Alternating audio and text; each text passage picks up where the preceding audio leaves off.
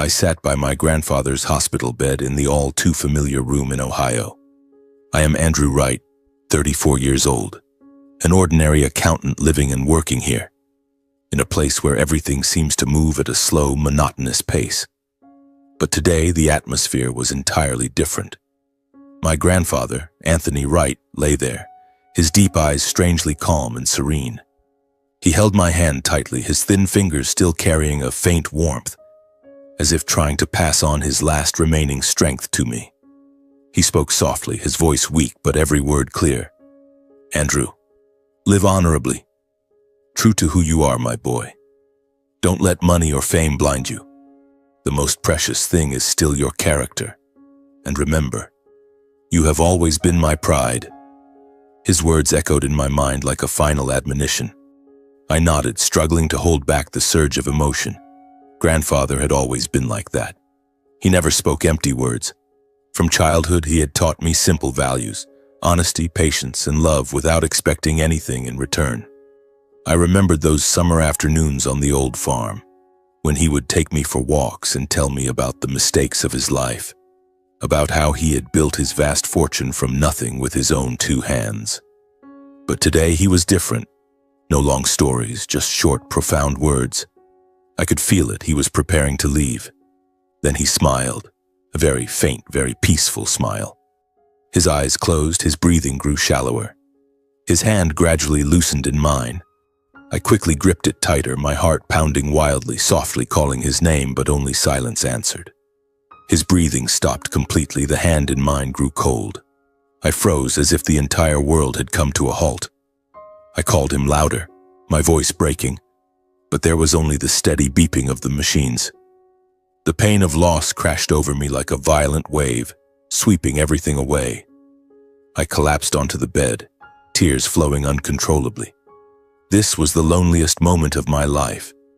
Grandfather, the closest person to me, the only one who truly understood and loved me unconditionally, was gone forever.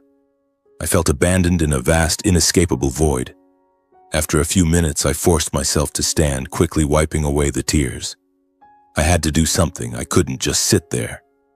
With trembling hands, I picked up my phone and called each family member. First, my father, Hudson Wright. "Dad, grandfather, he's gone." My voice was strangely calm, but inside was emptiness. He was silent for a moment, then said curtly, "Yeah, I know. I'll make arrangements." No comfort, no questions. Next, my mother, Stella. She burst into tears over the phone, but I knew it was more habit than genuine grief. Then my older brother, Maverick, Uncle Thomas, the cousins. Each call passed like a cold reminder of the long-existing distance in this family. They only asked about times, locations, necessary arrangements. No one asked how I was feeling. My mind was still blank, unable to accept the reality that grandfather was gone, and that I was the only one by his side until the very end. The funeral took place a few days later, dignified and simple, exactly as he had wished. The grandchildren gathered in full at the small cemetery on the outskirts of Ohio. The atmosphere was heavy but mostly formal. White flower arrangements, neat black suits, but tears were rare and quickly dried. I stood quietly in a corner, real pain gnawing at my heart. I missed him terribly, his smile, his advice, even the times he got angry when I did something wrong. Around me, the family was dressed elegantly, but their eyes were full of calculation. I overheard whispers. "How much did he leave us? I heard it's a huge fortune. Who do you think gets the biggest share?" Probably Hudson. As if his death was merely a financial transfer, nothing more. I heard it all, but said nothing. For a long time, I had been used to being seen as insignificant. In the family, I was always the quiet youngest son, never competing or grabbing. My brother Maverick was different, sharp, boastful, always spoiled by our parents. Uncle Thomas and the cousins were the same. They lived for money and status. And me? I just wanted a normal life, to work hard and be there for grandfather when he needed me. Now he was gone, and the emptiness was even greater. After the funeral, everyone quickly returned to their daily lives. My parents went back to their home in Chicago. Maverick flew to New York for his business. Uncle Thomas and the cousins scattered. Only I lingered cleaning up grandfather's belongings at the old farm. I flipped through his old notebooks, faded family photos. Every item was a memory. The watch he always wore, the math book he used to teach me when I was little. I took them back to my small apartment, along with the emptiness and the feeling of being left behind. The family had dispersed as quickly as the wind, leaving me alone with the grief. 10 days later, I received an official letter from the lawyer. It arrived at my apartment with a formal seal.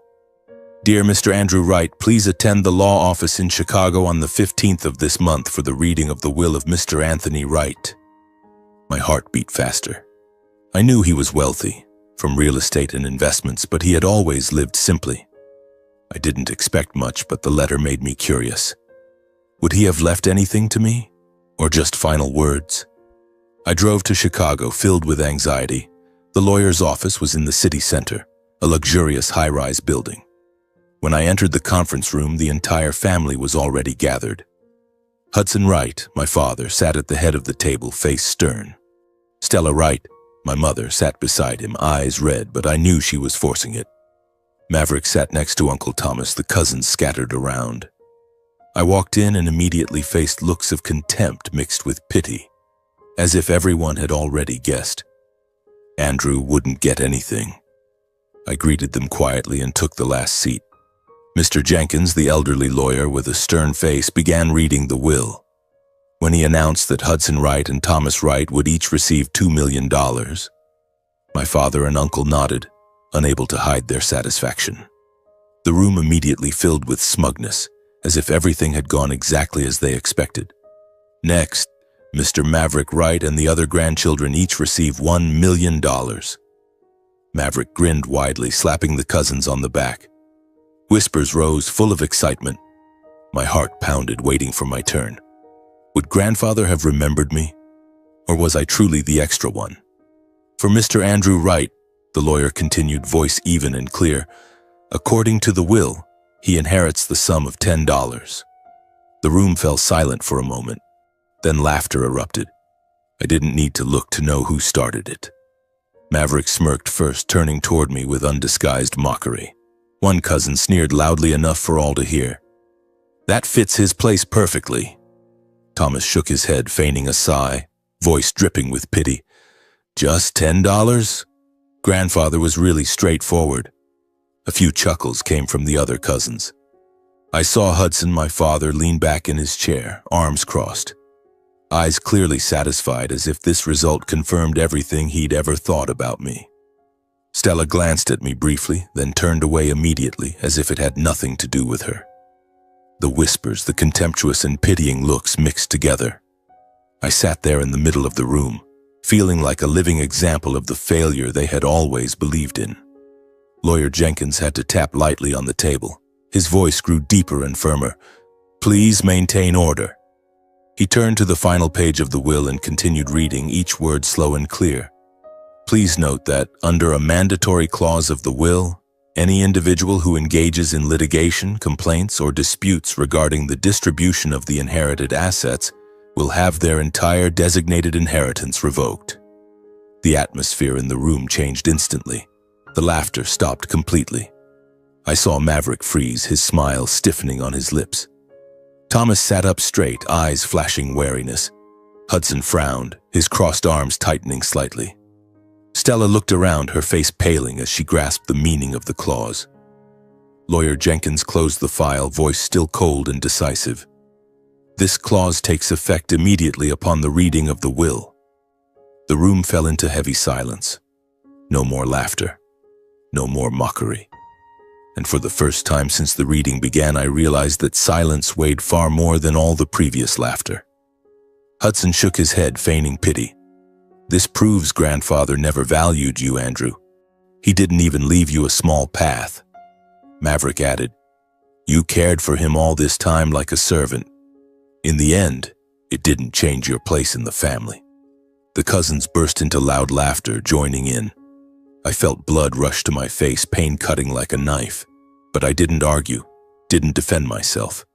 I silently took the $10 bill from the lawyer, stood up, and left the room in silence. carrying the family's contemptuous looks and a pain no one understood. On the drive back to Ohio, I drove through the rain, tears mixing with the rain on the windshield. Grandfather left me $10? Grandfather, why would you do this? I knew he wasn't cruel, but why like this? The story was just beginning and I felt a storm approaching. The rain poured down relentlessly, the sound of it pounding on the car roof only adding to the chaos in my mind. I drove mechanically, hands gripping the steering wheel tightly, trying to stay calm and keep from veering off the road. The mocking words from the lawyer's office still echoed, Maverick's loud laughter, Father Hudson's pitying gaze, and the shaking heads from the cousins. They thought I was a failure, nothing more than a servant. But Grandfather, he was never like that. He was a deep thinker, always with a reason for everything he did. Why $10? It wasn't an insult, I was certain of that. But the pain still tore at me, making me feel like an outsider in my own flesh and blood family. When I got back to my small apartment on the outskirts of Ohio, I pushed the door open and stepped in, soaked to the bone. The room was pitch dark, lit only by the streetlight filtering through the window. I collapsed onto the sofa without bothering to turn on the light, letting the darkness envelop me. The emptiness and exhaustion, both physical and mental, left me unwilling to do anything. The will reading replayed in my head like an unhealed scratch, cutting deeper and deeper, hurting endlessly. I pulled the $10 bill from my pocket, crumpling it, then smoothing it out again, as if that could erase the harsh reality. But no, it was still there, a worn, lifeless piece of paper currency. I knew Anthony, my grandfather, had never been shallow or impulsive. He was a seasoned businessman who built a financial empire from the 1960s onward. Yet he always lived simply, teaching us that money was merely a tool, not the goal. He wasn't the type to use money to insult others. That thought made it impossible for me to see the $10 as mere mockery. Perhaps it was a message, a test. I laughed at myself. It sounded like something from a movie. But Grandfather had once said, "Never underestimate small things, Andrew. They often hold great secrets." I carefully took out the bill and placed it under the table lamp, the only dim yellow light in the room. As an accountant, I was used to examining details closely, from figures on balance sheets to tiny clauses in contracts. I turned the bill over and over, checking every edge. At first, nothing seemed unusual. But then, under the light, I noticed a few numbers in the serial sequence had been subtly marked in red ink. Very faint and precise, almost invisible to the naked eye unless you looked closely. My heart beat faster. Those numbers 4729, they stood out strangely, as if deliberately highlighted. Who did that? Grandfather? Or just coincidence? Memories suddenly returned, clear as yesterday. Grandfather had often said numbers have their own logic, and with enough patience they would tell their story. When I was little, he loved playing games with me, arranging numbers to decode, calculating to find patterns. "Numbers never lie, Andrew," he'd say. "They're more honest than people." Now, looking at the red-marked digits, a chill ran down my spine. This wasn't random. Grandfather was trying to tell me something, only me. I didn't fully understand his intent, but after trying to arrange and compare the marked numbers, I realized they weren't random. They formed a sequence, something like 4729-1856, like a code. Given it involved money and numbering systems, only one place came to mind that could explain it: the bank. The old bank where Grandfather had done business for years, First National Bank in downtown Ohio. He often talked about it, the place where he kept his assets and secrets. Could this $10 bill be the key? The thought made me excited, like stepping into an unexpected adventure. That night I barely slept. The numbers danced in my head, mixed with images of Grandfather smiling before he passed. The next morning I got up early, put on my cleanest clothes, and took the $10 bill along with my ID. On the way to the bank I was cautious but certain. The rain had stopped. The sky was clear like a good omen.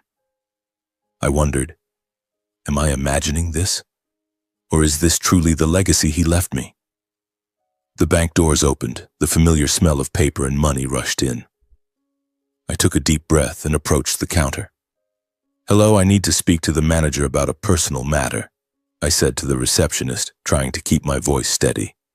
She looked at me suspiciously, but when I mentioned grandfather's name, Anthony Wright, her expression changed. "Mr. Wright, let me check. Please follow me." She led me to a private room where a middle-aged man, Mr. Smith, the manager, was waiting. I presented my ID and showed the $10 bill, explaining it was the only thing Anthony had left me after his death, and that it had unusual markings.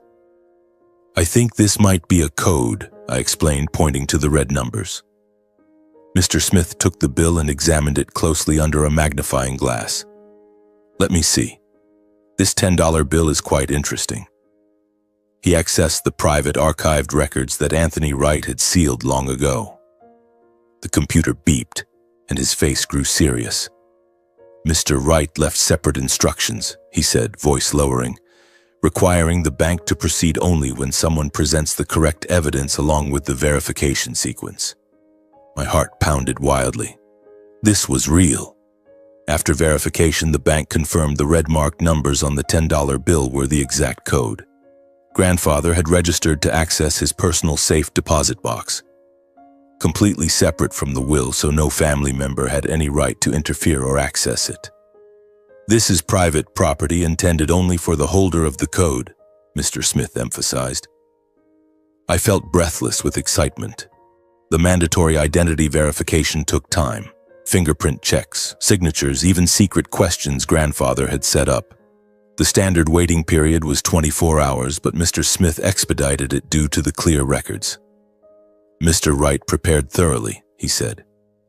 Finally, a bank employee led me down to the private storage area, a cool basement filled with sturdy safes.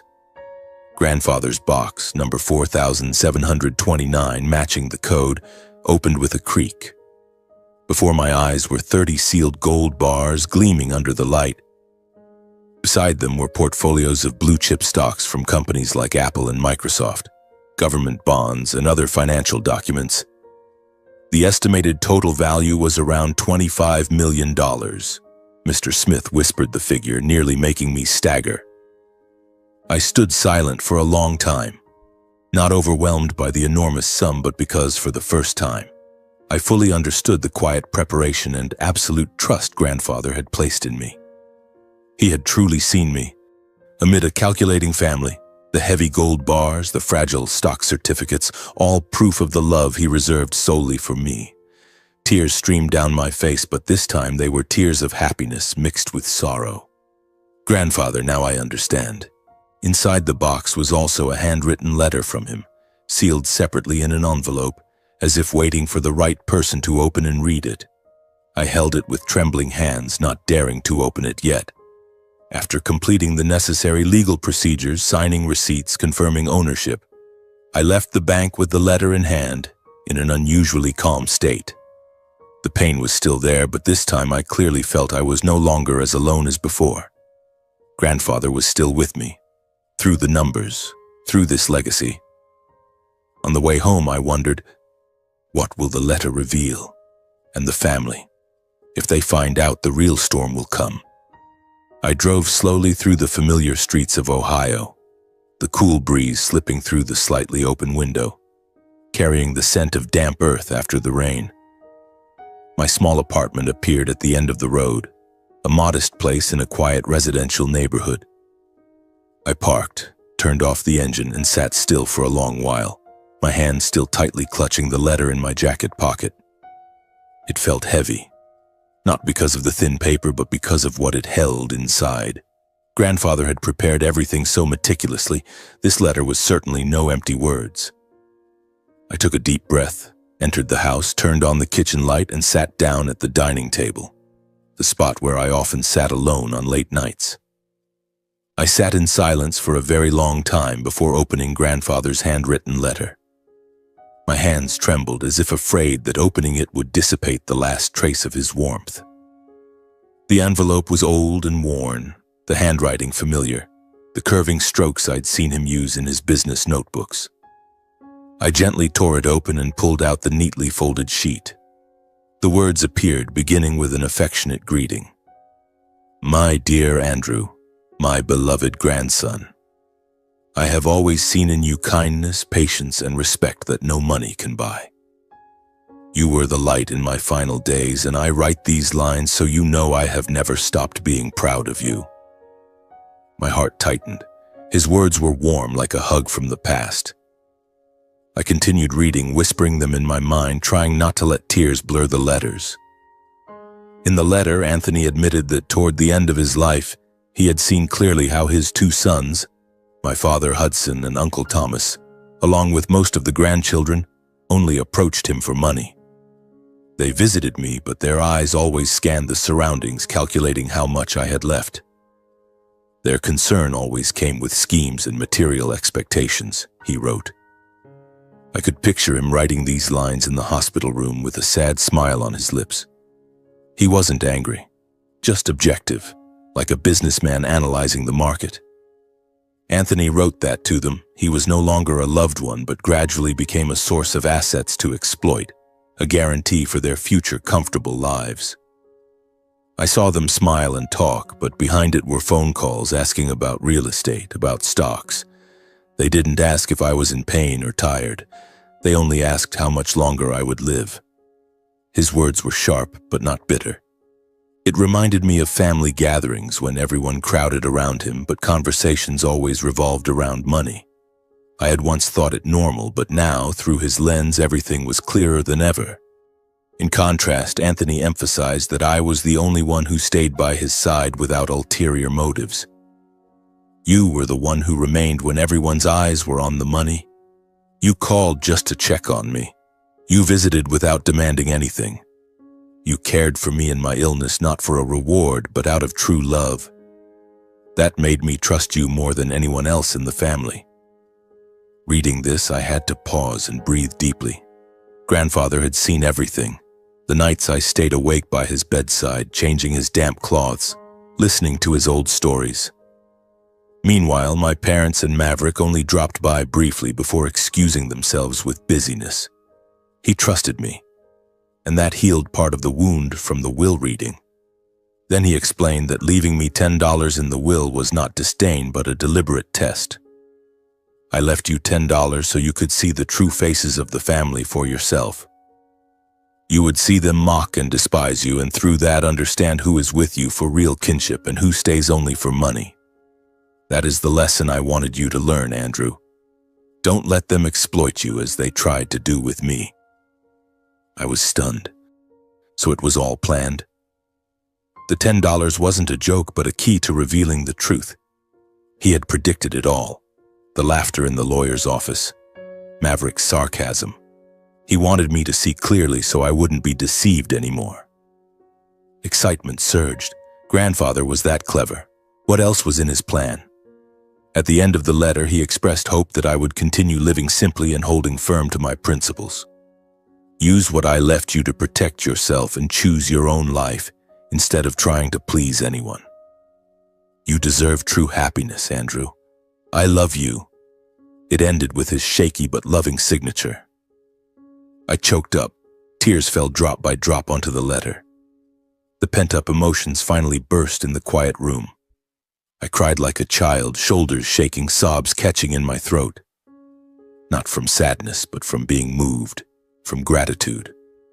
Grandfather had thought of me that deeply, while all my life I had only given without expecting anything in return. In the wave of emotion, childhood memories flooded back like an old film reel. I remembered being compared and belittled right in my own family. From a young age, I was the quiet, awkward child, never as quick-witted as Maverick. My parents proudly said he was smart and would surely achieve great things. As for me, I was mentioned casually. Andrew's fine, but don't expect too much. At family gatherings, I stood silently on the sidelines, listening to them laugh and talk, feeling like an extra. Only Grandfather noticed, pulling me close. Sit here with me, tell me what you learned at school today. He listened, shielding me from harsh words. Don't mind them, Andrew. You have your own value. I remembered afternoons when he took me walking around the farm. He held my hand, slowly pointing to the lush rows of trees and saying life was like them. To grow strong, you need patience. I remembered him sitting beside me at the old wooden table, opening his worn notebook, holding a pencil and patiently teaching me to think with numbers. He said 2 + 3 is always 5, but rearranged, numbers can tell a different story. The logic and honesty in those numbers would teach people how to live upright. With him, I felt a rare safety, being heard, understood without judgment or demands. In a competitive, comparative family, he was my only support. Growing up, even as work consumed me, long days in the accounting office with piles of books and figures, I still regularly called to check on him. "How have you been lately, grandfather? I'll visit this weekend." I visited, bringing small gifts for holidays. A box of his favorite cookies, an old math book. Not to curry favor, but because I genuinely cared. When he fell ill, late-stage cancer, I stayed by his side day and night, wiping him down, feeding him, listening to his past stories. The rest of the family visited occasionally, but I was there until the final moment, holding his hand as his breathing faded. Now I realized I had never asked for or demanded anything. Everything I gave came from true kinship, and that was what he saw most clearly. Back to reality, I wiped my tears and carefully folded the letter. I understood that the fortune grandfather left, $25 million, wasn't just wealth, but the thing most likely to attract greed and exploitation. If I did nothing, it would become fuel for ambition, disputes, and new hurts that grandfather had tried to prevent from the start. He had built a barrier. I imagined them finding out. Maverick's greedy eyes, Father Hudson's persuasion. The storm was coming, and I had to prepare. The next day, I proactively hired a lawyer. I called a reputable firm in Chicago where grandfather had done business. "I need to set up asset protection," I told Lawyer Jenkins, the one who read the will. He was surprised, but when I explained the safe deposit box, he nodded. "Mr. Anthony foresaw everything. We'll establish a trust anonymously so no one can access it." We met all morning reviewing documents, planning to keep everything confidential. I continued living simply and quietly, still working as an accountant, still in my small apartment, no outward changes. But inside, I was building a protective wall, preparing for the waves I knew would soon crash in. The days that followed passed in a false sense of peace. I still woke up early every morning, brewed bitter black coffee, and drove to the office with my familiar stack of ledgers. My colleagues knew nothing about the enormous fortune quietly sitting in my anonymous accounts. I still wore my old worn-out clothes, ate lunch at the diner near the company, and came home in the evenings to a book or a simple TV program. But every night I checked emails from Lawyer Jenkins, making sure everything was locked down tight. Grandfather had taught me patience, and now I was waiting for the storm he had predicted. I knew the family wouldn't let it go. They were always like that, greedy, never missing an opportunity. A month passed quickly.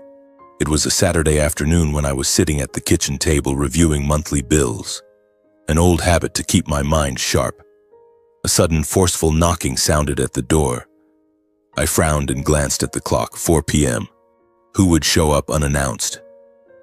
I stood, walked to the door, and peered through the peephole. There they were, Father Hudson, Mother Stella, and Brother Maverick. They stood there, faces tense, not a single smile, just from their eyes and posture. Father scowling, Mother anxious, Maverick impatient. I knew this wasn't a visit out of concern. My heart beat faster. Had the secret been exposed? I took a deep breath and opened the door. Without waiting for a greeting, he strode straight into the apartment without asking, his gaze scanning my modest little home as if searching for signs of wealth. Mother Stella followed, clutching her purse tighter than usual, and Maverick slammed the door shut, leaning against the wall with a half-smirk. Before I could say anything, Father turned sharply, voice harsh. "We need to talk. The family knows about the huge fortune grandfather left solely to you." I froze for a few seconds upon hearing them mention the amount. The secret was out. A flurry of questions flashed through my mind. How did they find out? I had kept it completely confidential. The lawyer had promised absolute discretion. Was it a leak from the bank or someone at the law firm? But in the end, it didn't matter anymore. I didn't deny it. No need. My silence was enough for them to understand. My father, Hudson, nodded slowly, eyes as if he already held the winning hand. He spoke directly without beating around the bush. Don't hide it from us. I heard from a friend at the bank. Grandfather left you over $25 million, right? Why keep it so secret? This is a family matter, not just yours. I pulled out chairs, inviting them to sit, trying to keep my voice calm despite my pounding heart. Please sit, Mom, Dad, Maverick. I'm not hiding anything. It was simply Grandfather's wish. I'm following exactly what he left. But my father didn't sit. He paced back and forth in my cramped living room, impatience clear on his face. You should know better, Andrew. Share that fortune equally with the family to keep the peace. We're blood. We can't let you hoard it all. My mother, Stella, immediately chimed in. Her voice trembled, a mix of pleading and reproach. That's right, son. Blood ties demand it. I gave birth to you, raised you. Now that you have means, you must think of the family. You don't want to see your parents and siblings in hardship, do you? Maverick was less roundabout than our parents. He stepped closer, slapping my shoulder hard in a fake brotherly gesture, as if we were still close. Listen, little brother. I need a share for business. I have a big project, real estate, very profitable. If it succeeds, the whole family benefits. Give me a few million. Consider it an investment. You're not going to use all that money anyway. I listened to it all, heart pounding with tension. Not a single word came from genuine care for me. They hadn't come to check on me. They came for the money, exactly as Grandfather had seen through. I took a deep breath, keeping my voice calm but firm. I'm sorry, but no. This was property Grandfather prepared separately for me, completely apart from the will. I have no obligation to share, and I will respect his wishes. The atmosphere in the room shifted instantly. My father's face flushed red, his voice rising in anger. How dare you say that? Enough with the selfishness. You manipulated Grandfather when he was old and weak, sweet-talking him into leaving everything to you. You're betraying the family. He pointed directly at my face, shouting uncontrollably. My mother burst into tears. Andrew, how did you turn out like this? I'm so disappointed in you. We're family. You can't turn your back on your parents like that. Maverick cut in, voice harsh and venomous. Who do you think you are? Grandfather only left it to you because you pretended to care. Now your true colors are showing. Share it, or consider our brotherhood over. I didn't respond. Didn't argue. Painful old memories flooded back, but I held on to my final calm. I stood, voice low and resolute. I think that's enough for today. Please leave. We shouldn't continue talking while everyone is angry. They left in a rage, the door closing with a dry thud. I sank into the chair, hands still shaking. One question repeated in my mind. How did they find out? And above all, I knew clearly they wouldn't stop. That night, I barely slept. Old memories swirled deeply in my head, especially the time Grandfather had spoken about father, voice low and slow. Your father is ambitious but lacks patience. Don't let him pull you down his path. Now those words were clearer than ever. The next morning, I called Lawyer Jenkins immediately, recounting the entire incident. He listened, then said briefly and confidently, "They'll be back. But don't worry, we're prepared." A few days later, they returned, this time in greater numbers. The knocking sounded in the evening as I was eating dinner alone. Opening the door, I saw the whole extended family. Parents, Maverick, Thomas, and several cousins. They crowded into my small apartment, turning my peaceful space into a tense battleground. Thomas broke the silence first, stepping forward, voice booming as if to overwhelm everyone. Andrew, we need to make this clear. You can't keep all of Grandfather's money like that. This isn't just your affair. My mother, Stella, plopped onto the sofa, sobbing loudly, voice mixed with hiccups. Son, think of the effort to raise you. I brought you up through all those years of hardship. Have you forgotten? Now the family is in this situation, you can't turn away. Maverick jumped in right after, voice half coercive, half fake friendly. Listen to me, Andrew. Share it fairly. Everyone gets a portion. You're not going to use all that money. I just need a share for business, proper investment. If it succeeds, the whole family benefits. I looked at each familiar face, then spoke slowly, voice not loud but enough to cut through the accusations. What about during the will reading? The room paused for a beat. I continued, each word falling clearly. When everyone heard grandfather left me only $10, did anyone step up to comfort me? Did anyone offer to share their own inheritance with me? Or did everyone just take turns laughing, mocking, treating me like I didn't matter? No one answered. A few eyes looked down, some turned away. I went on, voice lowering but unable to hide the bitterness. Back then, no one mentioned family ethics or fairness. Only when you learned I had money did everyone remember I'm still part of the family. Each began their own argument, from family morality to fair sharing. One cousin spoke up indignantly. Grandfather belonged to all of us, so his assets should be shared too. Uncle Thomas immediately joined in, voice sharp and unmasked. Enough selfishness, Andrew. The family needs money to get by, to invest. You can't stand outside like this. I stood in the middle of the room listening to it all in silence. My heart pounded under the pressure from the surrounding eyes and voices. The accusations overlapped, each sentence like a verdict, making the air stifling, like a trial without a judge.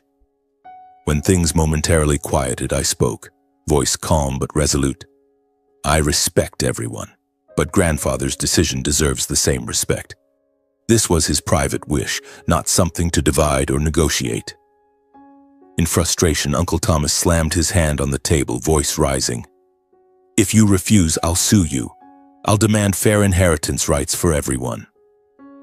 The room fell silent for a second. All eyes turned to me, waiting for my reaction. I smiled faintly, voice still even and cool. Go ahead and sue if you think that's the right way. I won't stop you, and I'm not afraid of it. I paused, then continued. But grandfather included a clause prohibiting lawsuits or disputes over the will. Anyone who violates it loses their entire designated share. Your $2 million, Uncle. Maverick's $1 million, everything. Shock was clear on every face. My father, Hudson, went pale, voice trembling with rage. How dare you talk to me like that? What do you think you're doing, Andrew?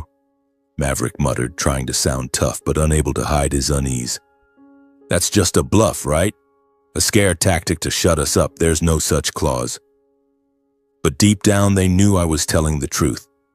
The clause had been announced clearly. It couldn't be denied.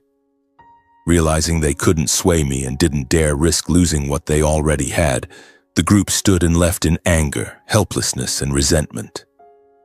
Uncle Thomas glared at me one last time.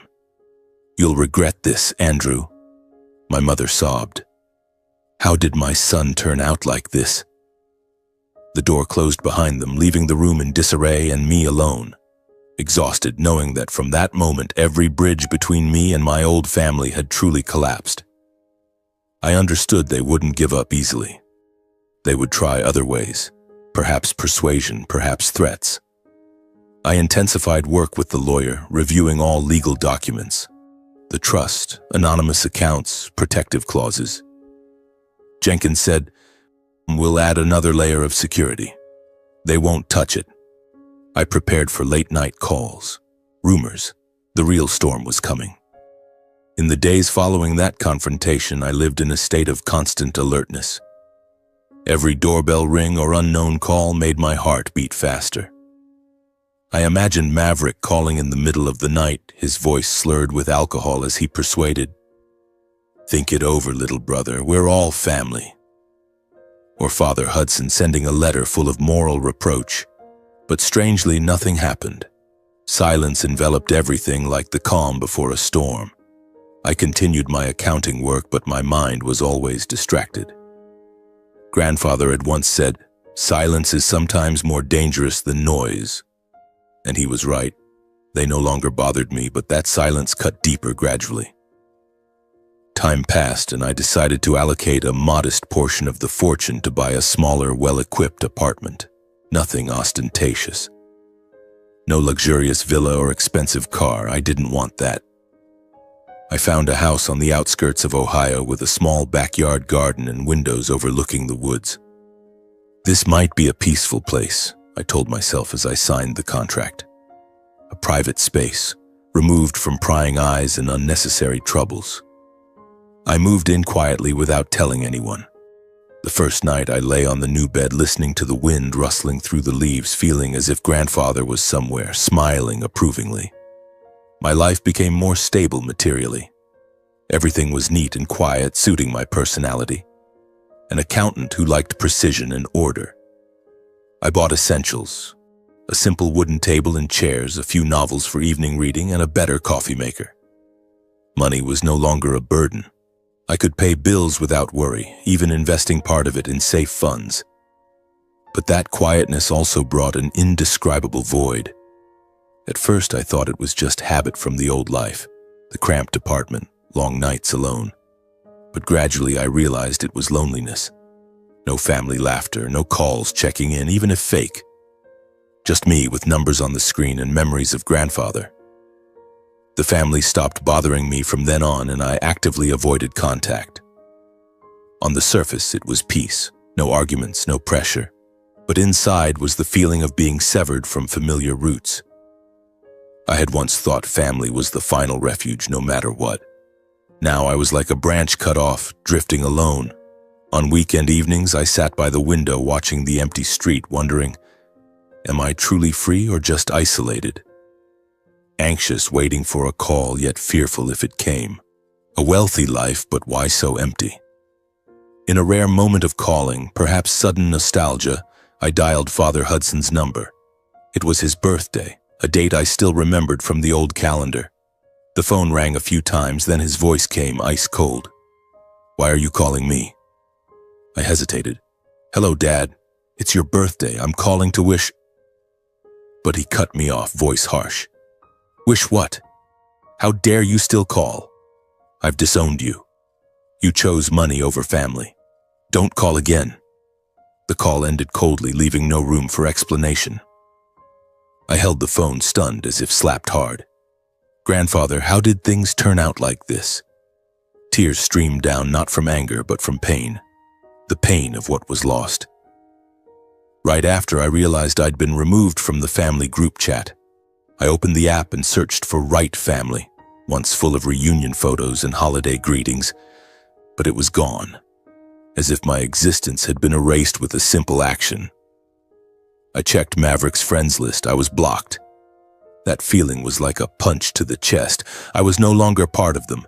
They had deleted me from their lives as easily as an old message. I sat there staring at the dark screen, heart full of emptiness. The initial anxiety turned into deep sadness. Holidays, birthdays, or important family events passed without my knowledge. Thanksgiving, I sat alone with a store-bought turkey dinner, wondering what they were doing. Maverick's birthday came. I remembered the date but didn't call. Only by chance, scrolling social media, a rare habit, did I see photos and videos they posted. Parents smiling at the dinner table, Uncle Thomas raising a glass, cousins taking selfies. I wasn't in any of them. I realized I was completely outside, like a stranger peering through a window. Each time my heart ached. They're happy without me. Was I really that superfluous?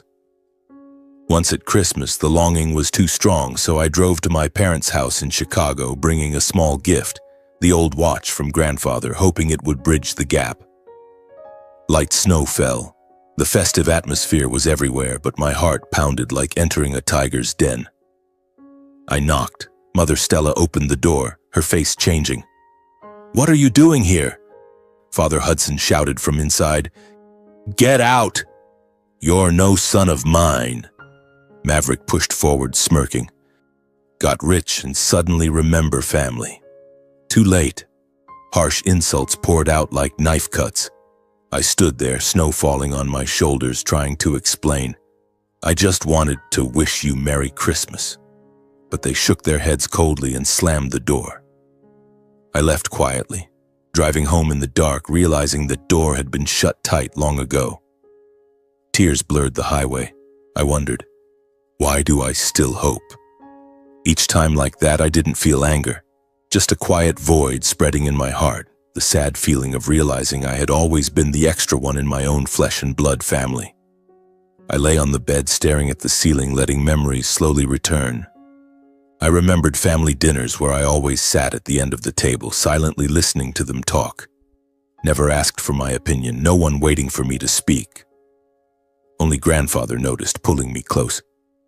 "Sit here with me, tell me what you learned at school today." He listened, shielding me from harsh words. "Don't mind them, Andrew. You have your own value." Now that he was gone, I felt like just a shadow, lost in a place that should have been mine. Material life was fuller than before, but that wealth couldn't fill the heartbreaking loneliness. I gradually avoided social media, avoiding any images or reminders of the old family, but the sadness still crept in, quietly clinging to me, especially on sleepless nights.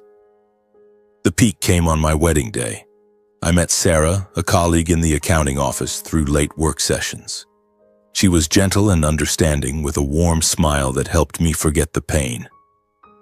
We fell in love quietly and decided to marry after a year of dating. The wedding was small, only friends and Sarah's relatives. I sent invitations to my family, hoping for a miracle.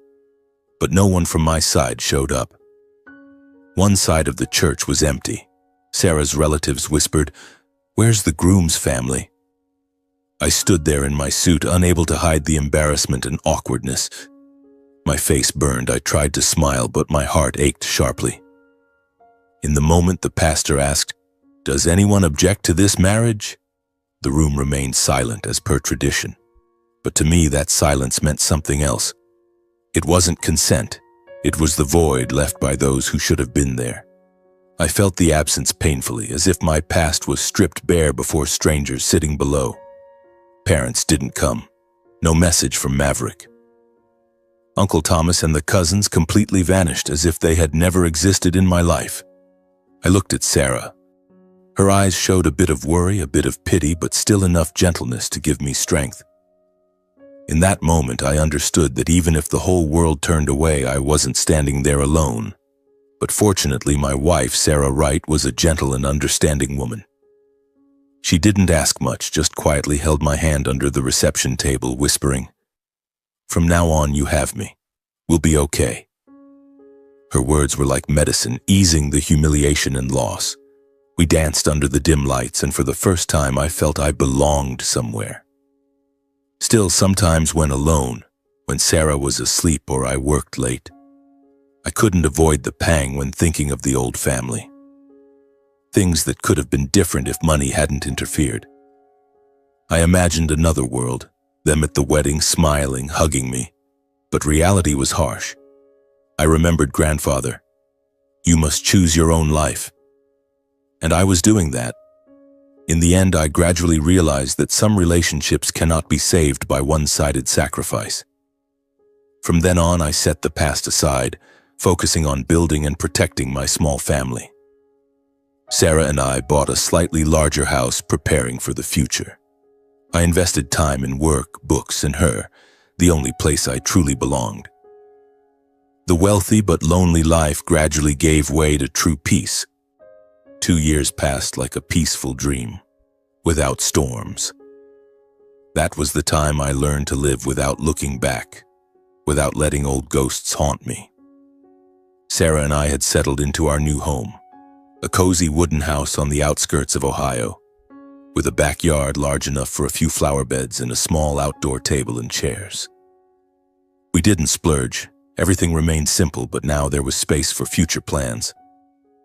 I still worked as an accountant, still sat with piles of ledgers and numbers every day, but now the job was no longer a burden. It was a joy, a way to keep my mind sharp, as grandfather had taught me. Sarah worked part-time at the nearby library, and in the evenings we cooked together, read books, or simply sat side by side listening to the wind rustling through the leaves. Life was so peaceful that sometimes I wondered, is this reality? or just the calm before the storm. Then that day came, the day Sarah gave birth to our son. It was a spring morning when cherry blossoms were starting to bloom outside the hospital window. Sarah gripped my hand tightly in the delivery room, her face pale from pain but her smile still resilient. When the cry rang out, the world around us seemed to stop. The tiny boy with pink skin and closed eyes, we named him Lucian, meaning light, because he was the ray of light guiding us through the dark years. The day we welcomed him was quiet, just the three of us in the hospital room with the doctor and nurses smiling congratulations. No one from the old family showed up. No calls, no messages, no flowers. I had sent announcements, an old habit hard to break, but expected nothing. And indeed, they didn't come. But this time, I no longer waited or felt disappointed. All my attention and love were devoted entirely to the little angel in my arms and the woman who had walked with me through the hardest days. I held Lucian gently, feeling the fragile warmth from his tiny body, then looked at Sarah, her tired but gentle smile still lingering on her face. In that moment, I knew I had chosen correctly. The old family was just the past. Here, Sarah and Lucian, was the present and future I wanted to protect. On the drive home with the baby, I drove slower than usual, occasionally glancing at Lucian sleeping peacefully in the car seat, my heart filled with a mix of excitement and determination. I promised myself I would be a strong enough father so my son would never endure the hurts I had experienced. The old storm seemed to have receded far behind, but deep down, I knew life would never be completely calm. And this time, I was ready to face it, no longer alone as before. My life gradually settled into a peaceful rhythm. Every morning I woke early, brewed coffee for Sarah, then hugged Lucian before leaving for work on time. The accounting office was still the same, piles of papers, logical numbers. But now I came home earlier, eager for evenings gathered with wife and son. We ate simple but fulfilling meals. Homemade pasta, fresh salad from the backyard garden, and Lucian's laughter as he played with toys. Those moments made me clearly feel the value of stability. Not money, but peace from small things. I invested part of the inheritance in an education fund for Lucian, in safe stocks, but still maintained a modest lifestyle. Grandfather would be proud, I thought. The initial anxiety about the future had given way to simple joy. I have everything. I almost stopped thinking about the old family, trying to set aside unhappy memories to focus on the present. I deleted their numbers from my contacts, avoided social media to not accidentally see their photos. But still, news about them occasionally arrived unexpectedly without me seeking it. Once I called a distant relative, an aunt in the countryside, just to check on her health because I suddenly remembered her. She told me in detail, voice full of regret, that my family over there was in chaos. Ever since receiving the inheritance, everything had changed completely. My heart beat faster, not from curiosity but because a familiar anxiety stirred again. I wondered how they were and whether those upheavals would still affect the peaceful life I was trying to maintain. From the aunt's stories and old neighbors whenever I happened to contact them, like the neighbor who lived next to my parents in Chicago, I learned that since receiving the inheritance money, my family had plunged into risky investments. They believed in get-rich-quick schemes, buying and selling based on rumors and unfounded promises.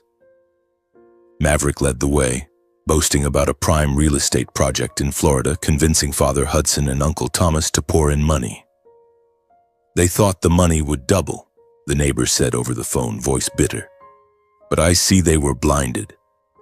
I listened without commenting but felt anxious. They'll collapse and then they'll come back to me? The money was spent uncontrollably. Homes renovated luxuriously. Parents installed imported granite kitchens. Uncle Thomas added a pool. Cars replaced constantly, from Mercedes to BMW, extravagant trips to Europe, Hawaii, and endless parties with expensive wine, as if the money was endless. My aunt said, "They post photos on Facebook all the time. Do you know? Maverick's birthday party was extravagant, inviting hundreds." I pictured it, them grinning, toasting, while grandfather shook his head from eternity. I wasn't jealous, just amused. Haven't they learned anything from grandfather? But deep down, I knew the end was near, and it made me anxiously wait, not for schadenfreude, but to confirm what grandfather had taught. Just a few years later, the investments failed one after another. The get-rich-quick projects collapsed. Florida real estate turned out to be a bubble. Rumor-based stocks plummeted. This dragged in mounting debts, large and small, with no one clearly responsible. An old neighbor recounted over the phone, voice mixed with exasperation. "Your father had to borrow from the bank to pay Maverick's debts. Now they argue all day in the house." I sat silently, phone to my ear, tension rising, not from surprise, but because everything was unfolding exactly as I had thought. That family was cracking from within piece by piece.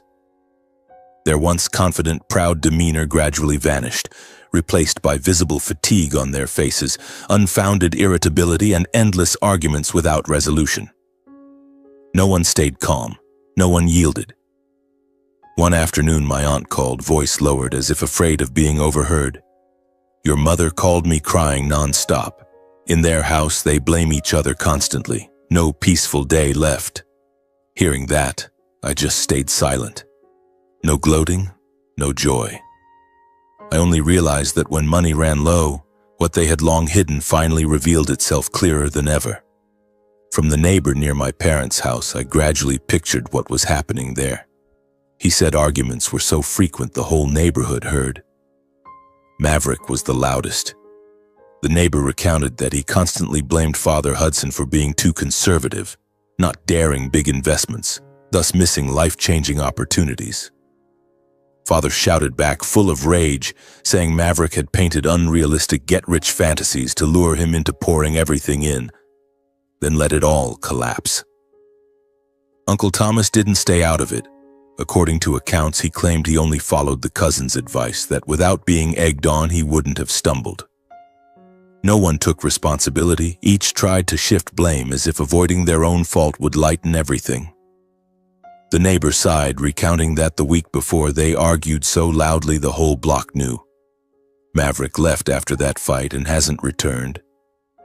I sat listening to it all, emotions tangled, a bit anxious seeing their true nature gradually exposed exactly as I had witnessed, but mixed with it was a quiet sadness because, after all, they were once my family. Hearing those stories, I felt neither schadenfreude nor pity. I only quietly realized they had never changed. Just that when money flowed, greed was hidden, and when it dried up, their nature showed clearly. I sat at the dinner table telling Sarah, voice calm, "See, grandfather was right about everything." She held my hand. "Understanding that is enough. Let the rest stay behind." But in my heart, I knew the storm was returning. They would come to me when there was no way out. Anxiously waiting, I hugged Lucian tighter, determined to protect this peace. My life now was a dramatic novel, with the next chapter full of surprises. Time passed, and that peace lasted longer than I had imagined. The days with Sarah and Lucian felt like a gift from grandfather. Mornings waking to the sound of childish laughter. Afternoons strolling in the backyard where Lucian ran around with an old ball. And evenings gathered around the dinner table sharing trivial stories. I gradually learned to cherish every moment, no longer letting the past cling to me as before. My accounting work continued steadily, but now most of my time and attention went to my small family. I read books to Lucian every night, tended the flower pots on the balcony with Sarah, or simply sat by the window quietly watching him play. Lucian would often shout excitedly and run around the house. I'd laugh, chase after him, letting the laughter ring out naturally, and in those moments all worries seemed to vanish completely. But in a very deep corner of my heart, I still maintained the necessary vigilance, as if always prepared for things that could return at any time. The sporadic news about the old family, though rare, was enough to remind me that they were sinking deeper into the mess created by their own choices. One peaceful afternoon, I was playing with Lucian in the living room while Sarah prepared dinner in the kitchen. Outside, the autumn weather was mild, yellow leaves falling sporadically in front of the window. Inside was the familiar warmth and the faint aroma of roasting meat drifting from the kitchen. Lucian sat on the floor, focused on stacking wooden blocks into a small tower. I pretended to growl and crawled closer, making him shriek with laughter, clutching the blocks to his chest. "Wait, Dad. I'm almost done. Stay still, don't be the monster anymore." I was just bending down to lift him up when a decisive, unexpected knock sounded at the door. I froze. Lucian looked up toward the door too. The game stopped completely. The room suddenly went quiet for a moment, only the steady knocking echoing from outside. I frowned and checked the clock, 5 p.m., not delivery time or a friend's visit. Sarah called from the kitchen. "Honey, who's at the door?" I stood up, a bad premonition rising. "I don't know, let me check." My heart beat faster, anxious as if sensing the final storm had arrived. I opened the door and there they were. The entire extended family, Father Hudson, Mother Stella, Brother Maverick, Uncle Thomas, and a few cousins. They crowded on the porch, dressed neatly but faces clearly weary. Their full appearance surprised me. The first time in years they had come in such numbers. But I still maintained politeness, smiling faintly. "Mom, Dad, Maverick, Uncle, everyone's here unexpectedly. Please come in." They entered, filling my small living room. Father Hudson sat on the sofa. Mother Stella clutched her purse tightly as if afraid of losing it. Maverick leaned against the wall with a forced smile. Uncle Thomas and the cousins awkwardly looked around. The initial atmosphere carried a fake cordiality, like a hastily staged play. Mother Stella spoke first, voice trembling but trying to sound warm. "Andrew, my son, it's been so long since the family gathered. I've missed you so much." Father Hudson nodded and added, "That's right, we're family, blood ties. It's time to reconcile and put the past behind us." Maverick continued, voice unusually sweet. "Little brother, we played together since childhood. Remember fishing with grandfather? Don't let misunderstandings separate us anymore." Uncle Thomas and the cousins joined in, recalling old memories. "Exactly. Remember those New Year gatherings? It's time to reunite." Those appeals sounded nice, but I clearly sensed the falseness. Their evasive eyes, forced smiles. Anxiety surged. What do they want? Surely not just to reminisce. Amid the reconciliation talk, some hinted at help. One cousin said softly, "If Andrew is willing to reach out, the family will welcome you back as a true member." As if nothing ever happened. As if that acceptance was a privilege to be traded for what I already guessed. Uncle Thomas added, "That's right, our family would be stronger if everyone supported each other." Mother Stella wiped fake tears. "Son, I'm getting old. I just want my children to get along." I sat there listening, hands clenched under the table. Lucian ran in curiously, looking at the strangers, but Sarah quickly carried him to the kitchen, whispering, "I'll take him inside so you can talk." I nodded gratefully to her, heart full of tension. They were gradually leading to the real purpose, and I anxiously waited for the moment it became clear. Then a few began talking about their current hardships. Maverick started, voice complaining, trying to sound exhausted. "You know, little brother, I can't manage anymore. The real estate projects I pursued all collapsed. The market turned too fast. Debts piling up, creditors call every day. The financial pressure is suffocating me." Hudson jumped in right after, voice lowering as if drawing the story to himself. "Your parents aren't much better, son. Since everything fell apart, we've had to sell things off, scrimping on every expense. There were mistakes in the past. But who hasn't stumbled in life?" Thomas shook his head, sighing, continuing in a whining tone. "Uncle trusted people too much. Invested following Maverick's advice, thinking it was helping family. Who knew it would all be lost? Now there's nothing left.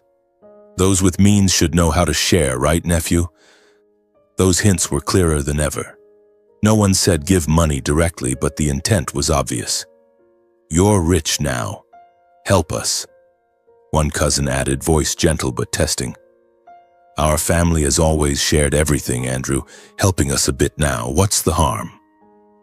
The atmosphere in the room grew heavy. The initial cordiality vanished, replaced by blatant, expectant eyes. I felt my heart pounding, tension like standing in a play about to reach its climax.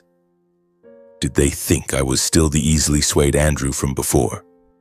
I listened in silence and quickly realized their attitude stemmed not from remorse or desire to repair. Not a single sincere apology. No words like, "We were wrong" or "We regret treating you badly." Just roundabout talk, recalling memories, appealing to emotions, and circling money. I remembered grandfather's letter. They approach for money, Andrew. Don't let them exploit you. Now everything was chillingly clear. Behind the reconciliation was the desire for financial help, to share the burden, to regain the circle of benefits they had lost.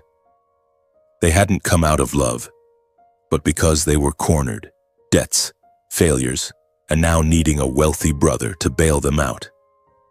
Tension rose. In my mind, only one question: how to refuse without letting things spiral out of control. Keeping necessary calm, I took a deep breath and spoke, voice calm but resolute. I've heard everything. I appreciate everyone coming here, but I must say one thing clearly. Each person must bear responsibility for their own choices. I cannot, and do not want to, repeat the old cycle that hurt us all. Hudson frowned, voice heavy. What do you mean? You're not going to help the family? I continued slowly but clearly. I've set very clear boundaries. I refuse any disguised requests. I will not intervene, provide, or resolve consequences for others. Grandfather left it to me so I could live my own life, not to fix anyone else's mistakes. Maverick jumped up, voice harsh. Enough selfishness. We're blood. Will you really turn your back? Thomas muttered, full of discontent. You've changed, Andrew. Not the same as before. Stella burst into tears, voice trembling. How did my son turn out like this? But I didn't waver. I just shook my head, voice lowering. I'm sorry, but my answer is still no. Please leave.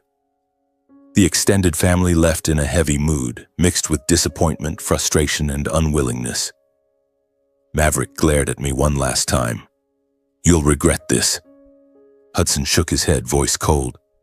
I have no son like you. The door closed, leaving a stifling atmosphere. Sarah came out from the kitchen, wrapping her arms around me, asking softly, Are you okay? I know this isn't easy, but you're not facing it alone. I nodded, but inside, full of vigilance. They wouldn't stop easily. And indeed. In the days that followed, they occasionally tried again. Sometimes Stella called crying, Son, just help Mom a little. I don't know who else to turn to. Sometimes Maverick texted, Just a temporary loan I promise to pay back as soon as I turn things around. Thomas even stopped by once, bringing an old photo as a gift, then quickly revealed his cards. Help Uncle pay this debt just once, for family ties. But the frequency gradually decreased as they realized my firmness wouldn't change. I only replied briefly, the same each time. No, I'm sorry, but I've made it very clear. I can't do that. No arguing. No long explanations. I understood that silence and clear boundaries were the strongest answer. I continued maintaining distance. No arguing, no explaining, no helping. I knew that if I yielded even once, even a small amount, all the boundaries I had built would collapse instantly, dragging in the hurts it had taken me years to escape. In the days following that extended family visit, I lived in a state of heightened alertness, like a soldier guarding a fortress. Every phone ring made my heart skip a beat. Every unknown message prompted careful scrutiny. Sarah noticed the tension. She often hugged me from behind, whispering, You didn't do anything wrong. You're just protecting what's yours. Everything will be okay. Lucian, now a bit older, ran around the house with carefree laughter, and his giggles were the medicine that kept me steady. I focused on my accounting work, on afternoons teaching Lucian to stack wooden blocks, on late evenings reading with Sarah. That peaceful life was the fruit of years of perseverance, and I wouldn't let anyone destroy it. But deep down, I knew they hadn't given up. They were just waiting for the right moment, and that moment would come when they were truly desperate. One day, while focused on work at the office, I unexpectedly received a call from Stella, my mother. She hadn't initiated contact in years, so the mere fact was enough to stun me. The familiar but distant number appeared on the screen, and I had to pause, staring for several seconds before deciding to answer. I took a deep breath and pressed accept. Her voice came through the line, broken and panicked, unlike previous times. "Andrew, Mom doesn't know what to do anymore." She burst into sobs, the choking sounds making me sit up straight, heart filled with anxiety. This wasn't the fake tone from before. This was real desperation. I tried to stay calm. "Mom, calm down. What happened?" In her halting voice, Stella recounted that Maverick had deceived our parents. He had convinced them to pour in their entire remaining savings, the little money left after previous failed investments, and mortgage their only house for a project he had dreamed up. "He said it was a golden opportunity, son," she said, voice trembling. "High profits, a quick turnaround. He promised everything, paying off old debts and giving your parents a comfortable life." I listened, gripping my pencil so tightly it snapped, picturing the scene. Maverick with his sly smile, painting pictures of a prime real estate project in Nevada promising fourfold returns. My parents, after years of losses, had blindly trusted their eldest son, the one they had always favored. I recalled Maverick boasting about business ideas and Father Hudson always nodding. My son is talented. Now everything had collapsed. She continued, voice growing weaker. "We believed him, Andrew. This was our last chance to recover after years of failure. We didn't doubt, didn't check anything, just placed full trust in Maverick." I sat in the quiet office, colleagues around unaware, but my mind spun. Maverick again. He had never changed. She went on. "Everything fell apart when the bank came to notify them of foreclosure and seizure of the house. They came to the house, son, with full paperwork. We panicked and called Maverick, but he had already spent all the investment money. Most of it went to partying, gambling, paying personal debts. He has no way to cover anything anymore. Now he's disappeared, phone off." I could imagine it. Parents standing in the house, foreclosure papers on the table, mother's cries mixing with father's angry shouts. The house, where I grew up with childhood memories mixed with pain, now lost completely. Maverick, ever the slick one, had fled, leaving the wreckage for our parents to bear. I asked softly, "How's Dad now?" And she sobbed louder. "Your father couldn't take the shock. He had a heart attack. He's in emergency now, critical condition." In panic and desperation, Stella had no one else to cling to and finally had to call me, the son she had once outright disowned. She said through tears, "I know I was wrong, son, but now there's only you." Her words cut into my heart like a knife. Though I had long severed emotional ties and set boundaries, I still couldn't completely ignore it.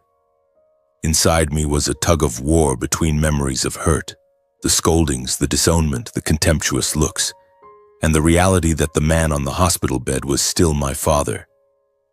I recalled the moment he disowned me over the phone, voice ice cold, and that pain remained raw. But he was still my father, the one who gave me life even if he had never truly understood me. I wondered, can I turn away? Or is this the final test? Anxious and conflicted, I ended the call after promising, "I'll come to the hospital to see." I left work early and drove to the hospital in Chicago, a several-hour journey, but my mind spun the whole way. Memories flooded back. Times father favored Maverick, overlooking me. Family gatherings where I sat alone, and rare moments when he hugged me as a child. He's still my father, I told myself, hands gripping the wheel tightly. By the time I arrived, it was dark. The hospital lights were cold and glaring. I entered the ICU, There lay Hudson, face gaunt, surrounded by beeping machines. He looked older than ever, skin ashen, eyes closed. In the hallway outside, Stella sat slumped, crying alone, hair disheveled. When she saw me, she jumped up, rushed over, and hugged me tightly, sobbing, "Andrew, you came. I know we were wrong. Please save your father. I don't know who else to turn to." Her words echoed, full of belated regret, but I didn't respond with reproach. Though the old pain remained like an unhealed scar, I still stepped in to cover all medical costs. I called Lawyer Jenkins, arranged transfers to the hospital, ensuring father received full treatment, the best doctors, a private room, necessary medications. "I'll cover Dad's medical bills," I told Mother, voice calm. She burst into tears, clutching my hand as if afraid I'd leave, voice trembling. "Thank you, son, even though I know we don't deserve you doing this." I didn't reply, just nodded, heart torn. Anxiously awaiting results, I sat by father's bed, watching his weak breathing, wondering, why does everything always reach this point? The doctor said the condition was critical, but timely intervention pulled him through. I stayed at the hospital a few hours, arranging everything, then returned home to Sarah and Lucian, heart heavy. In the weeks that followed, Hudson's health gradually stabilized. He regained consciousness, still weak but past the crisis. I visited occasionally, not often, just enough to stay informed. I covered essential needs like food, medications, even hiring temporary caregivers when necessary. Everything I did stayed at the necessary level. I maintained clear distance, no hugs, no prolonged conversations.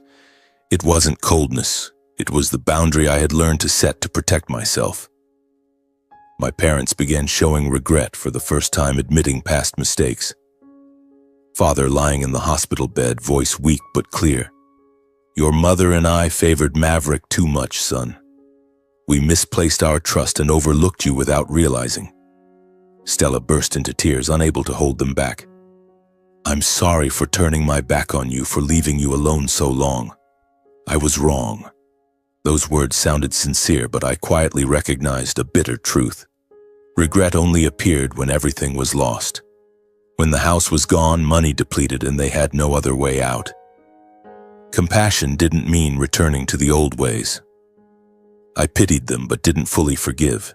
Anxious about the future, I wondered, have they truly changed? Or is it just temporary? I kept my distance, protecting my small family, knowing the real tragedy wasn't over yet. In the weeks after Father Hudson was hospitalized, I maintained my familiar routine. Waking early to brew coffee, dropping Lucian off at daycare, then diving into the piles of ledgers at the accounting office. Sarah was always by my side, encouraging me with warm hugs and whispers. "You're doing the right thing, but don't let them pull you back in."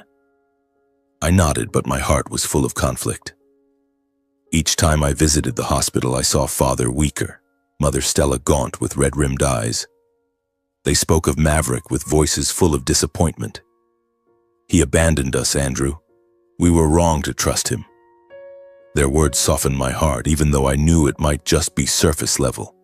I questioned it every night, lying beside Sarah, staring at the dark ceiling. Anxiously waiting, I felt like I was standing on the edge. One wrong step and everything could collapse. The day Hudson was discharged, I realized my parents had nowhere to go. They left the hospital, but their old house had been foreclosed, belongings sold off, and they had no friends or relatives willing to help. Mother Stella called me, voice trembling. "Son, we don't know where to go anymore." I sank into the sofa, phone pressed to my ear, heart torn. Memories flooded back. Times I was pushed aside, belittled, but also rare moments. Like when Father taught me to ride a bike as a child, or Mother made my favorite soup when I was sick. No matter how they treated me, they're still my parents, I told myself, though the old pain still stung. After much deliberation, considering Sarah's words, "You decide, I support you," I decided to take them in, considering it a final chance for everyone to heal. I said over the phone, "I'll bring you both to my home, but only temporarily, and you must respect the rules." She was overjoyed. "Thank you, Andrew. I promise we won't disturb your family. When I drove to the hospital to pick them up, my heart pounded with anxiety. Was this a mistake? Father Hudson in a wheelchair, Mother pushing from behind, both looking small and weary. On the drive home, the atmosphere was heavy silence, only the radio murmuring. Arriving home, Sarah and Lucian welcomed them sincerely, without reservation or resentment. Sarah hugged Mother Stella. "I'm Sarah, Andrew's wife. I've prepared a room for you two." I arranged a separate room for them, fully equipped. A comfortable double bed, wardrobe, even a small TV, ensuring all daily needs were met without shortage. I bought extra groceries, medications, and stated clearly, "You'll stay here to recover, but I have rules. No talking about money, no contacting Maverick without letting me know." They nodded vigorously without objection. The early days passed more warmly than I expected. Hudson's health improved noticeably.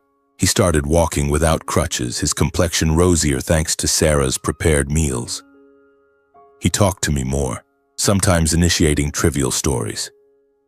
"When I was young, I did accounting like you, but missed big opportunities." I listened, feeling lighter, though still keeping distance. Stella helped Sarah with cooking and cleaning. She washed dishes, folded laundry, and smiled joyfully watching Lucian run around. The family atmosphere gradually became familiar and close. Shared meals with laughter, afternoons when grandparents told fairy tales to the grandson.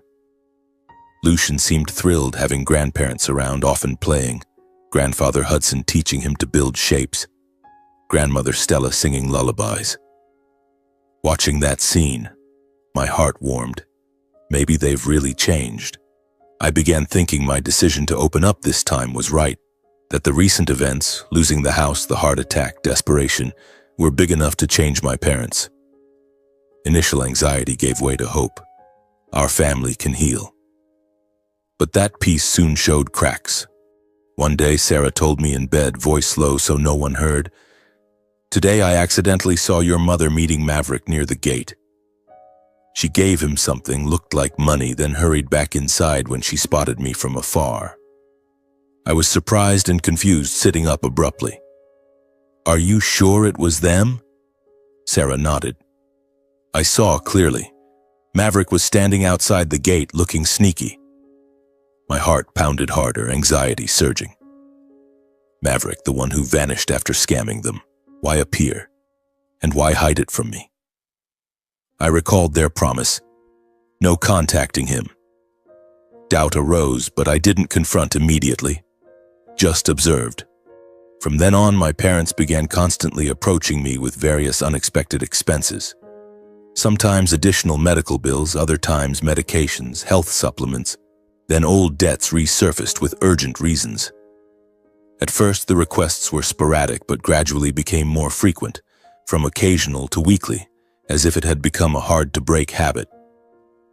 I still agreed to help, transferring money via accounts, but doubt grew inside. The requests no longer seemed necessary or reasonable as before. Medical bills already covered, medications excessive, old debts vague. I wondered, what are they using the money for? For Maverick? Anxiously waiting, I began discreetly monitoring, checking bills, observing behavior. The home atmosphere remained outwardly warm, but I felt like walking a tightrope. One misstep, everything collapses. One day I finished work early and returned home unannounced. A new habit for checking. The house was quiet, no sign of parents in the living room. Thinking they were resting, I headed toward their bedroom. Light footsteps on the wooden floor, but as I neared the door, I froze, hearing whispers. Father Hudson's voice. "We need to find a way to get more money from Andrew. Maverick is pressing too hard." Mother Stella replied, "Yes, last time we gave him $500, but he said it wasn't enough to pay debts. What excuse now?" The words were fragmented, but enough for me to understand. They needed more money from me to give Maverick for debts, and were devising more ways because he kept pressuring. I stood frozen outside the door, blood rushing to my face.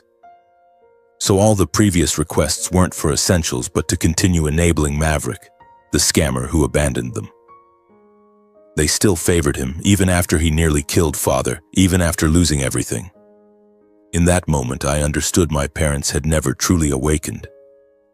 Despite losing nearly everything, despite facing the brink between life and death, they unconsciously repeated old choices. All the boundaries I tried to build were erased just for one name, Maverick. They continued putting him above truth, above responsibility, even above the trust I had tried to rebuild. And right then I realized the problem had never been money or events, but deeply ingrained choices not easily changed by loss alone. My heart seemed to stop for a second, then blood rushed to my head, burning hot. I was no longer the quiet, enduring Andrew of the past, the one who always tolerated and hoped. In that moment, standing outside the bedroom door, hearing those whispers, everything shattered. Maverick, the deceiver, the abandoner, was still their center, even after he nearly killed Father, even after they lost their home and everything. I felt a surging anger, but not blind rage. It was final clarity, like a beam of light piercing dark clouds. Anxiety rose. What will I do now? Let them stay or end it all? But the answer was clear. I took a deep breath, clenched my fists, and pushed the door open hard, stepping inside. My parents' faces went pale when they realized I had been there and heard everything. Father Hudson sat on the bed, holding his phone, probably texting Maverick, his face ashen, stammering, "Andrew, why are you home early today?" Mother Stella stood up, hand over her mouth, eyes wide in panic. "Son, it's not what you think. We were just—" But her words choked off when she saw my eyes. The air in the room suddenly grew heavy, like a bomb about to explode. I stood there in the room I had arranged for them with so much hope, now only witnessing the final betrayal. Memories flooded back. Times I was sidelined for Maverick, the mockery at the will reading, and the recent warm weeks, all now a bitter joke. Anxiety turned to resolve. I thought, enough. It can't continue. I didn't explain, didn't question, didn't let emotions lead. Calm but resolute, I demanded they pack their things and leave immediately. My voice was cold, without tremor. "Pack up. I'll call a taxi to take you to a motel. Right now." Father Hudson jumped up, face flushed red. "You dare kick us out? After everything you've done?" Mother Stella burst into tears, kneeling to grasp my hand. "Son, please don't. We just wanted to help Maverick. He's your brother." I shook my head, slowly pulling my hand from her grip. I said, voice low but firm, "There are no more chances. I gave you the final one, and you betrayed it." Realizing everything was fully exposed, my parents panicked. Mother Stella collapsed into the chair, sobbing, "I beg you, I promise for real. We'll cut off Maverick. I won't contact him anymore. Give me one more chance. I'll do it right this time." She clutched my sleeve, tears falling endlessly, eyes full of fear. "Your parents have no one else to rely on but you." Father Hudson quickly added, voice hoarse, pleading yet desperate. "I know I was wrong, Andrew. I admit everything. But you can't throw your parents out like this. We're still family." Those words came rapidly, full of desperation, but this time they no longer touched me. I had heard too many such promises. In the hospital, during money requests, in moments they needed me most, and every time things returned to the old ways. The initial anxiety vanished, replaced by clear coldness. I knew one thing for sure. They wouldn't change, and if I didn't end this now, the cycle would never stop. I stood straight, voice slow, but leaving no room for negotiation. "I'll say it once more, pack and leave today." Mother Stella sobbed louder, shaking her head. "No, you can't. I beg you." I looked straight at her, saying each word clearly. "If you don't leave now, I'll call the police." The room went silent. I continued, voice even, not loud, but enough for them to know I wasn't bluffing. "I don't want it to go that far, but I will if necessary. You have 30 minutes. My words cut off their last hope like a knife. Father Hudson muttered curses in fury, but then turned to pack. Mother Stella cried throughout, hands trembling as she stuffed clothes into bags, the items I had bought for them when I still thought things could be different. They left the house unsteadily in silence. No goodbye, no final plea. As the door closed, I knew I had completely ended a cycle of hurt that had lasted years. I stood watching through the window as the taxi carried them away. My heart was heavy but also lighter than ever. No more vague hopes, no more tearing. Only peace, the peace I had to create for myself with my own hands. And for the first time in a long while, I knew for certain, finally I was free. That evening, after Lucian was asleep, I sat down for an honest talk with Sarah. We sat at the kitchen table under the warm yellow light, holding hot teacups. I told her everything, from the eavesdropping to deciding to kick them out. Sarah listened, eyes glistening. I trust your decision. But now we need to plan long term. I took a deep breath. We have to leave this place. Not running away, but protecting our small family. They'll come back, Sarah. And I don't want Lucian growing up in that shadow. She nodded, holding my hand. I agree. Anywhere, as long as it's with you and our son. We decided together. Sell the house, move far away. Not impulsively, but proactively. Anxious about the new future, I thought, this is the new chapter, without the past's shadow. I quickly sold the house and moved the family to Oregon, choosing a quiet coastal town, Astoria, with its small cobblestone streets, salty sea breeze, and rhythmic waves. Far enough to cut all ties with the old family, no phone numbers, no address, no social media.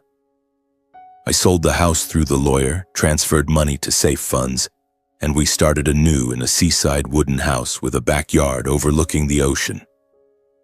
The move was long but not burdensome. Lucian was excited about his first flight, eyes wide at everything around.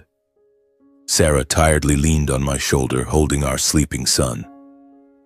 When we set foot in the new home, fresh air rushed in like a wind, washing away lingering fatigue. I soon found an accounting job at a small coastal finance firm. Not glamorous, no fierce competition, just enough to work with my abilities and live an active, tranquil life. The days that followed passed slowly and lightly. No pressure, no toxic ties. Every morning we walked the beach as a family. Lucian bent down to pick small seashells, while Sarah planted wildflowers by the porch.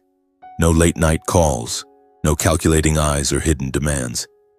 The initial anxiety about the new place gradually faded, replaced by simple joy, the peace I once thought I'd never have. Sarah gradually regained the security she had lost. She opened a small bookstore in town where regulars came not just for books but to chat and share everyday stories.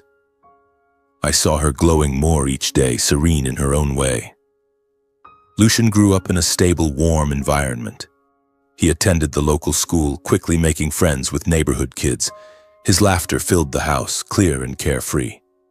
Every afternoon we went to the beach together, watching him build sandcastles enthusiastically, then destroy them with peals of laughter. In those moments I realized what I cherished most was that laughter, unburdened by the past, unshadowed by old hurts. Occasionally I still heard scattered bits about the old family through acquaintances. A call checking on an aunt, fragmented stories about Maverick, about my parents. But I no longer let them occupy my thoughts. I quietly ended the conversations, wishing them well in my mind, then hung up. I turned to Lucian, bending to his eye level, smiling. Now tell Dad what you learned today. And in that moment, I knew I was truly where I belonged. On a trip with wife and son, we drove along the Oregon coast, stopping in small towns, eating fresh seafood and watching sunsets. Watching Lucian excitedly talk non-stop about a starfish he found, I suddenly recalled the entire journey. From being belittled at the will reading, betrayed by family, to learning to set boundaries and choose peace. Tears streamed down, but tears of happiness. The anxiety ended, leaving only peace. Looking back at everything now, I understand that family only truly matters when built on respect and sincerity. Blood ties aren't a free pass for hurt, nor do they give anyone the right to exploit or impose in the name of kinship. True love doesn't force people to shrink, live in fear or guilt. It allows each to be themselves without trading for pain. From my own story, I drew a bitter but necessary lesson. Unconditional sacrifice isn't always noble. Without boundaries, endurance easily becomes soil nurturing wrong behaviors, repeating the cycle of hurt from generation to generation. Only by daring to say enough could I truly end what had silently eroded me for years. And if I have advice for anyone stuck in similar relationships, if a relationship only exists when you give, endure, and make yourself smaller, have the courage to leave it. Choosing peace isn't selfish, it's responsibility for your own life and for those you truly love. I chose peace, and it was the best decision I ever made.